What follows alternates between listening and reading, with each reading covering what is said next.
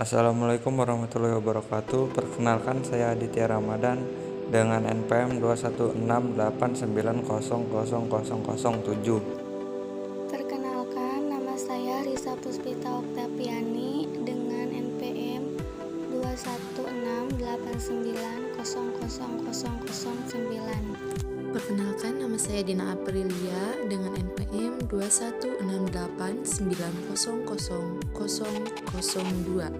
Di sini kami akan menjelaskan sebuah proyek dari materi mata kuliah biologi umum dengan dosen pengampu yaitu Bapak Permono Adiputro SPD MSI. Materi yang kami ambil dalam proyek ini yaitu kemasan cerdas berbasis lilin tebu dan agar-agar dikombinasikan dengan ekstrak bunga telang untuk mengamati kesegaran udang. Nah, mungkin di sini rekan-rekan pasti ingin mengetahui apa yang dimaksud dengan kemasan cerdas. Nah, proyek kami ini adalah kemasan cerdas berbasis lilin tebu yang diekstrak dengan bunga telang. Karena kenapa sih harus kemasan cerdas? Kemasan cerdas merupakan salah satu teknologi baru dalam bidang kemasan pangan. Teknologi ini berfungsi untuk meningkatkan keamanan, kualitas produk pangan, serta kenyamanan bagi konsumen. Salah satu teknologi pada sistem kemasan cerdas yaitu indikator temperatur waktu. Lilin tebu telah menjadi perhatian karena memiliki kandungan senyawa polikosanol yang bermanfaat untuk kesegaran udang agar bertahan lebih lama dan tidak membusuk. Kami memilih judul ini karena judulnya itu unik, karena memadukan antara lilin tebu, agar-agar, dan ekstrak bunga telang yang merupakan bahan yang mudah ditemui dalam kehidupan sehari-hari. Nah, di sini perlu rekan-rekan ketahui bahwa kemasan cerdas itu merupakan sistem kemasan yang bisa mendeteksi dan memberi informasi kepada konsumen terkait kondisi bahan pangan yang berada di dalamnya. Kemasan juga berfungsi melindungi produk yang ada di dalamnya, juga memberikan informasi terkait berat produk, tanggal kadaluarsa, informasi nilai gizi, hingga komposisi bahan.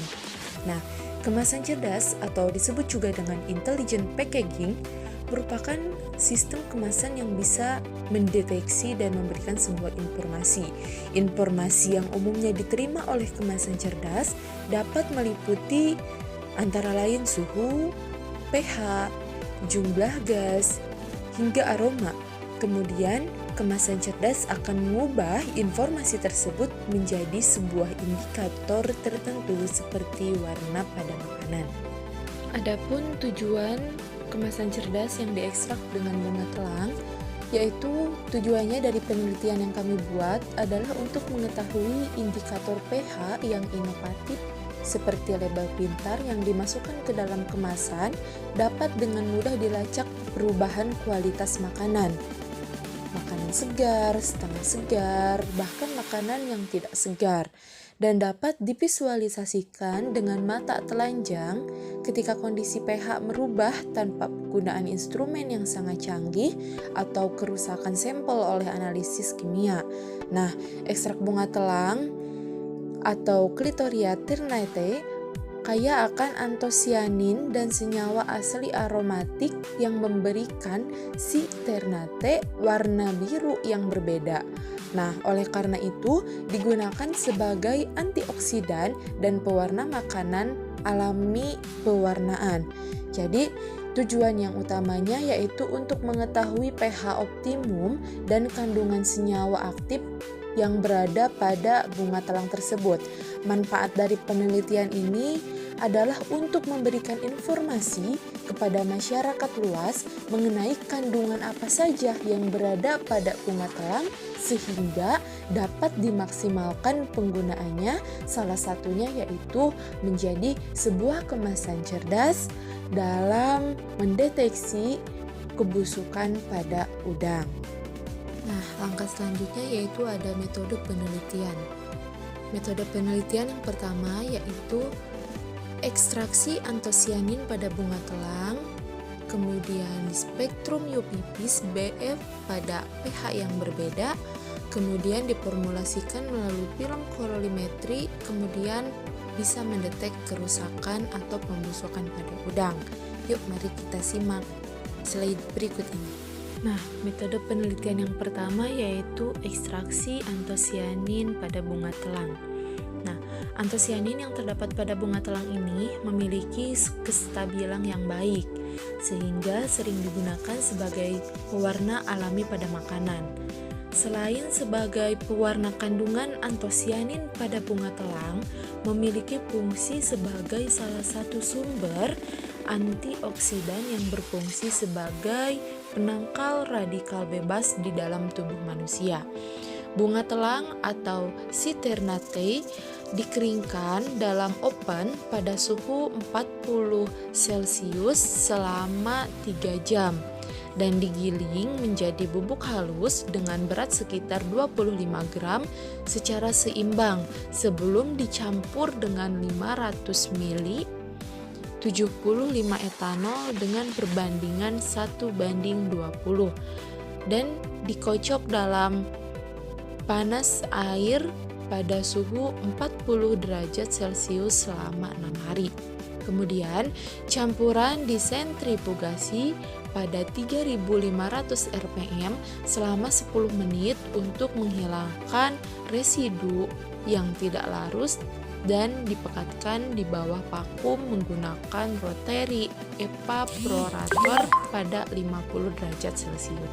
Nah, antosianin pada ekstrak bunga telang ini merupakan suatu senyawa yang membentuk zat warna alami pada tumbuhan dalam memberikan warna orange, merah, serta ungu. Antosianin juga dapat kita temukan pada tumbuhan berwarna merah, ungu, merah gelap, seperti pada buah beri, serta tanaman hias seperti pada bunga telang. Nah, bunga telang tersendiri memiliki potensi yang cukup tinggi bagi industri pangan, diantaranya digunakan sebagai pewarna makanan, serta digunakan sebagai obat tradisional. Proses ekstraksi antosianin pada bunga telang yaitu dengan menggunakan metode yang berbeda sehingga menghasilkan ekstrak dengan total antosianin yang berbeda-beda juga. Nah, kedepannya kita perlu dilakukan penelitian lebih lanjut untuk dapat mengekstrak antosianin pada bunga telang sehingga menghasilkan ekstrak dengan total antosianin tinggi serta tidak mudah rusak. Yang selanjutnya yaitu pengukuran total kandungan antosianin pada bunga telang. Nah, total kandungan antosianin berdasarkan sianin 3 glukosida diekstrak ditentukan dengan menggunakan metode pH diferensial sesuai ke Kanat 2020, yaitu dengan sedikit modifikasi ekstrak BF terakhir kemudian press drying untuk digunakan lebih lanjut. Ekstrak antosianin BF yang diukur adalah 363,65 kurang lebih 0,012 mg per liter dan mengalami proses pengeringan beku.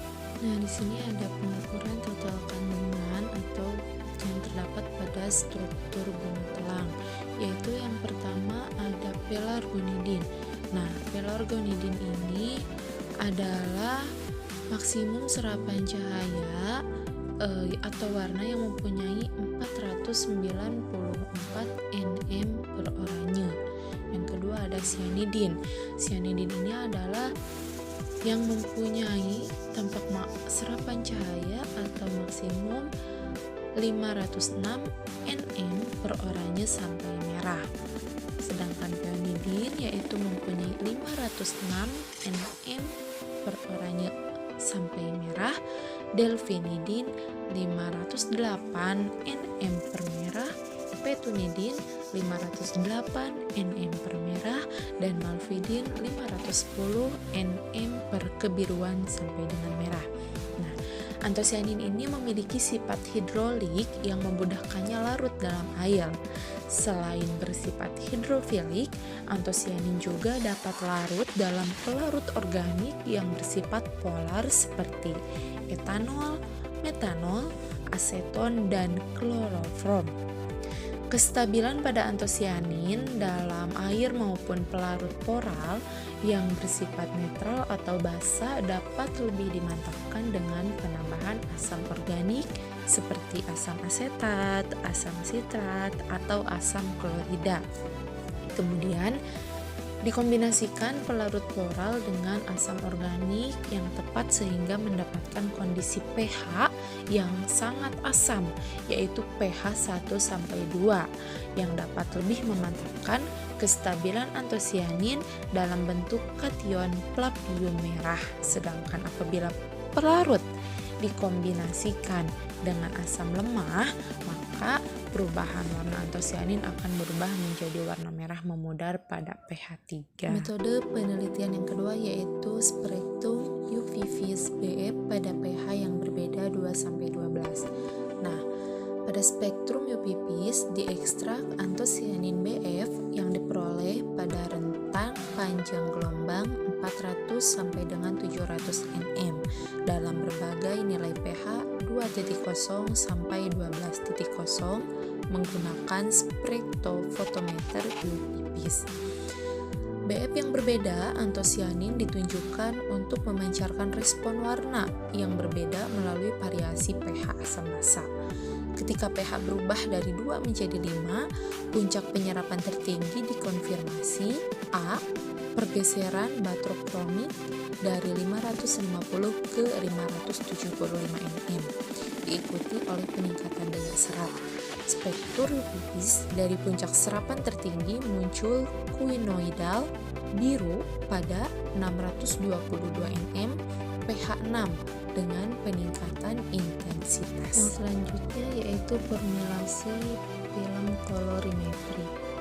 Nah, film biokomposisi berbasis agar dibentuk dengan melarutkan 2 gram agar dalam 100 ml air suling dengan 1 gram gliserol sebagai plasticizer dan pencampuran dengan pengaduk magnet selama 2 jam pada 95 derajat Celcius.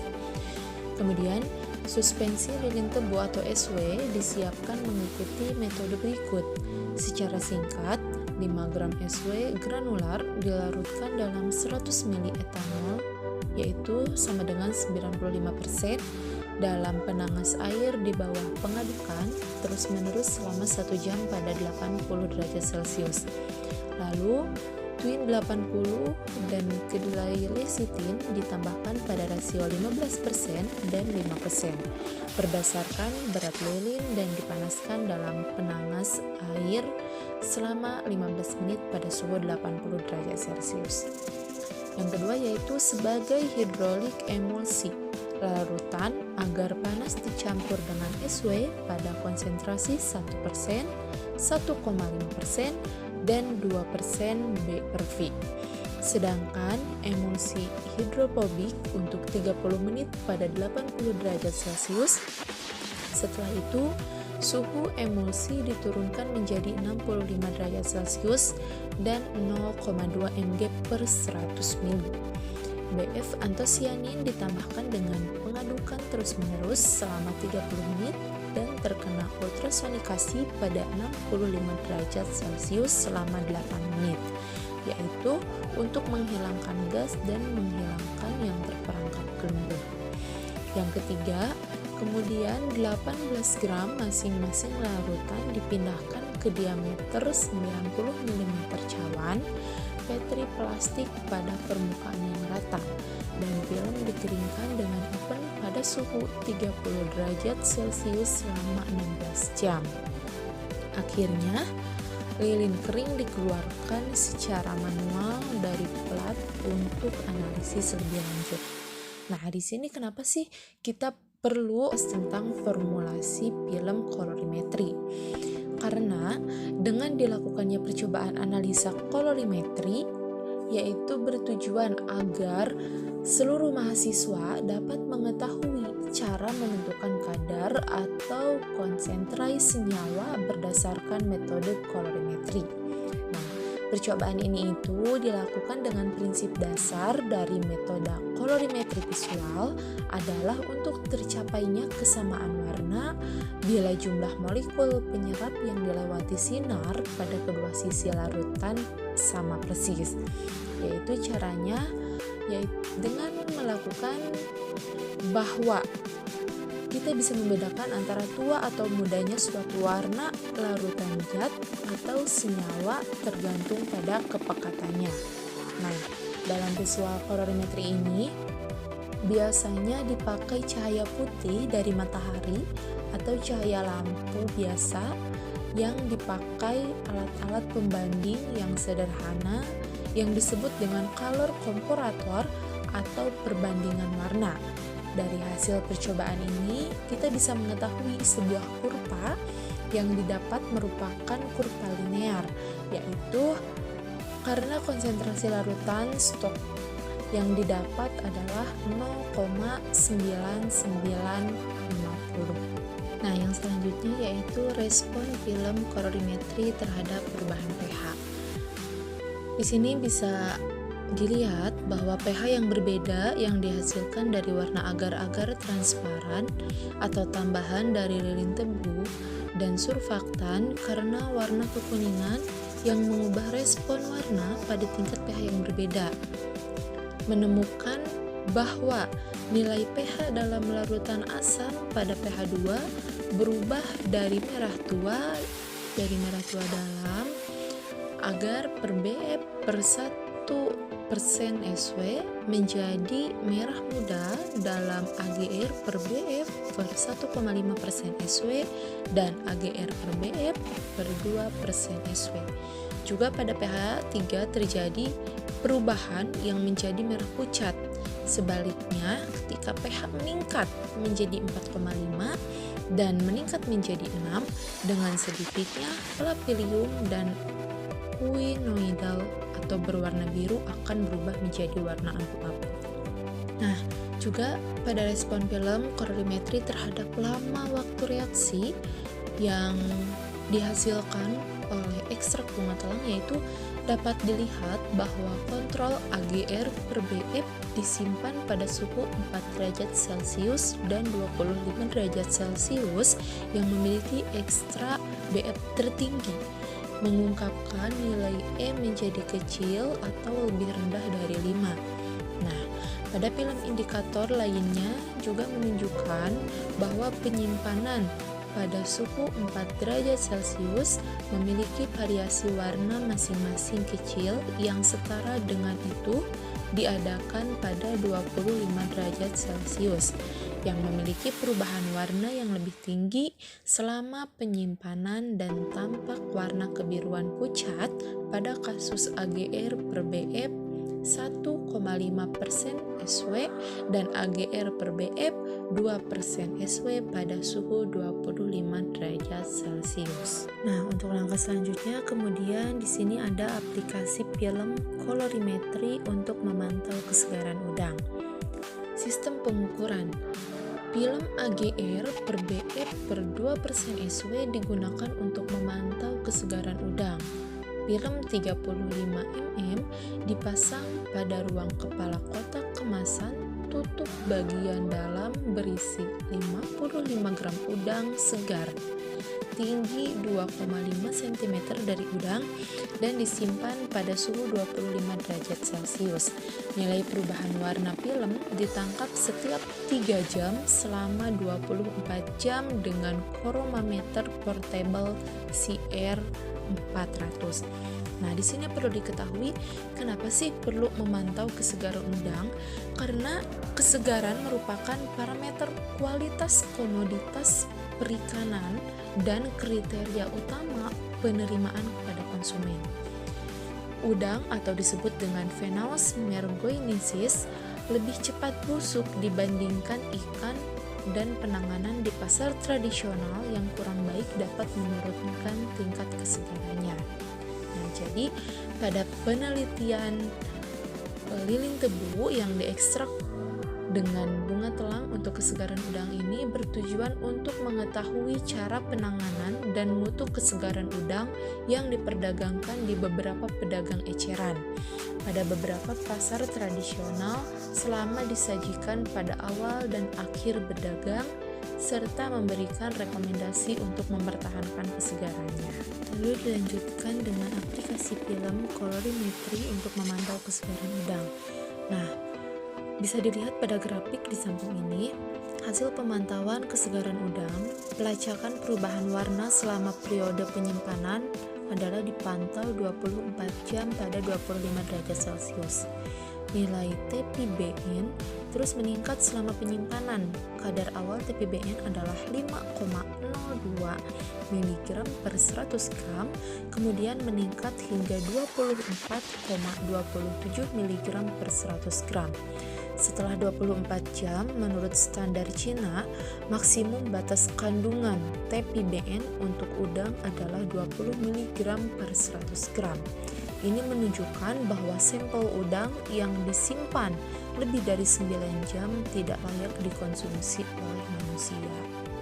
Perlu diketahui, ini adalah salah satu ciri udang tidak segar atau udang yang mengalami pembusukan. Nah, pada penelitian ini kenapa sangat diperlukan sekali kemasan pintar dari ekstrak bunga telang untuk memantau kesegaran udang, karena pengembangan sensor kesegaran udang pada kemasan pintar berbasis indikator pH alami pada ekstrak bunga telang ini yaitu memiliki aroma spesifik yang mempunyai nilai gizi yang tinggi dan berpotensi sebagai pemenuhan kebutuhan gizi pada manusia. Namun, udang sebagaimana jenis ikan pada umumnya cepat mengalami pembusukan atau penurunan mutu.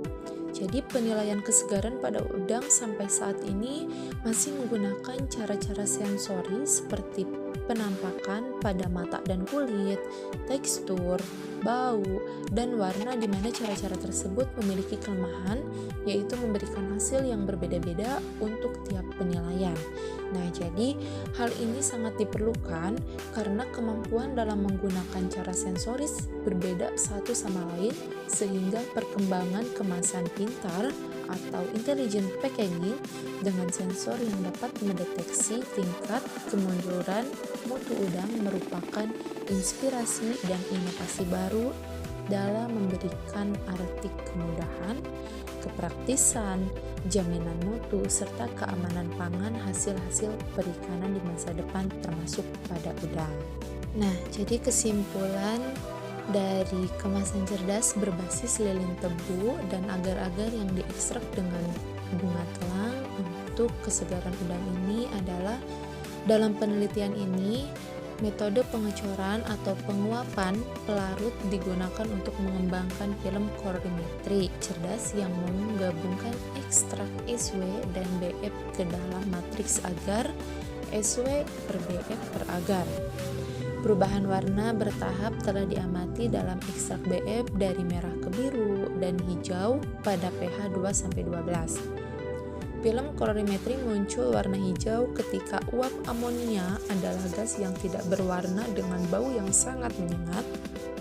Selain itu, telah terjadi fundamental perubahan transmisi cahaya, mencegah uveitis dengan mengurangi terlihat lampu. Studi ini menunjukkan efektivitas SW per BF per agar sebagai kemasan sensor kolorimetri atau pH untuk memantau kesegaran udang. Nah, jadi dalam studi masa depan konsentrasi SW akan lebih dioptimalkan dan lilin alami lainnya akan diperiksa sebagai bahan biosensor di sistem pengemasan makanan cerdas. Nah, mungkin itu saja materi yang dapat kami sampaikan tentang kemasan cerdas berbasis lilin tebu yang diekstrak dengan bunga telang untuk mengamati kesegaran udang.